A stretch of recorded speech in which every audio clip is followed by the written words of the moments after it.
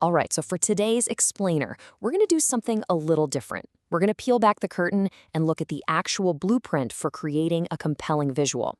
We're getting inside a creator's head by breaking down a professional creative prompt for a YouTube thumbnail. For the catcher in the rye, let's dive in. I mean, that's the big question, right? How do you take this literary classic, something so complex, and boil all of its emotional weight down into one tiny image? An image that has to fight for attention online. It's a really fascinating design puzzle. And the answer, or at least the start of it, is right there in the prompt. We're going to go through it piece by piece and look at the instructions given to a designer. And by doing that, we'll see how modern visual storytelling works and how every little choice is totally deliberate. But first, let's get on the same page about the heart of the book itself. The whole thing really revolves around this idea of loss of innocence.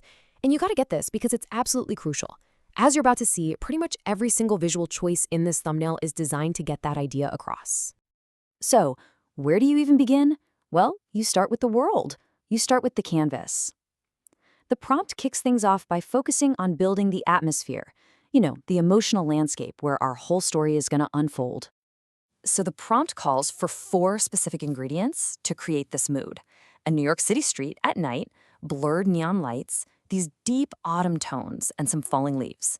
Now, on their own, they're just descriptions, right? But you put them together and suddenly you have a very carefully crafted emotional palette. And here is where the prompt gets really, really good. It doesn't just say, make it look cool. No, it specifically says that those blurred lights are meant to symbolize loneliness and confusion. And just like that, a simple background element becomes a visual metaphor for what's going on inside the main character's head. This is just a brilliant way to let the setting tell the story. I mean, why autumn? Because it's the season of transition, of things ending. Those falling leaves are the perfect kind of sad symbol for that core theme we were just talking about, that fading of innocence and the changes that just have to happen when you grow up. Okay, so our stage is set. The mood is right. Now we need our star. The prompt shifts gears, moving from the background to the single solitary figure who's going to be at the very heart of this image. The detail here is just so important.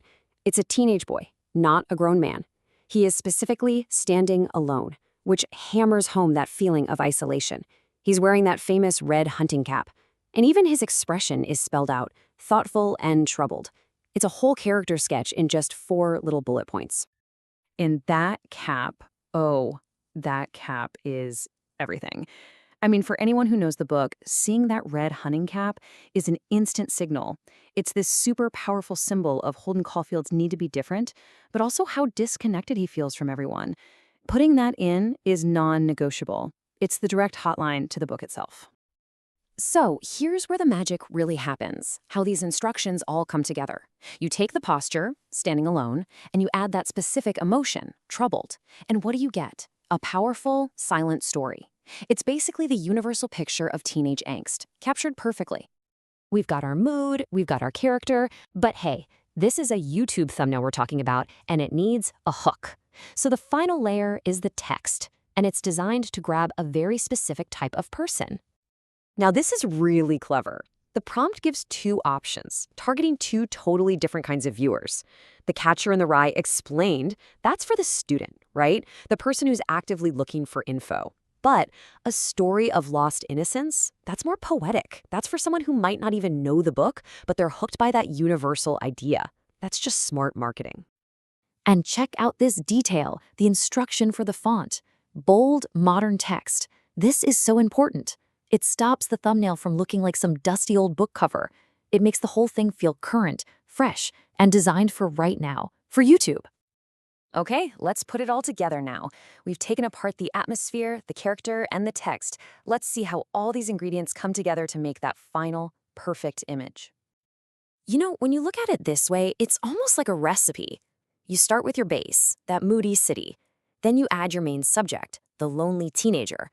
Then you sprinkle in that key iconic detail, the red cap. And you finish it all off with your hook, that bold modern text.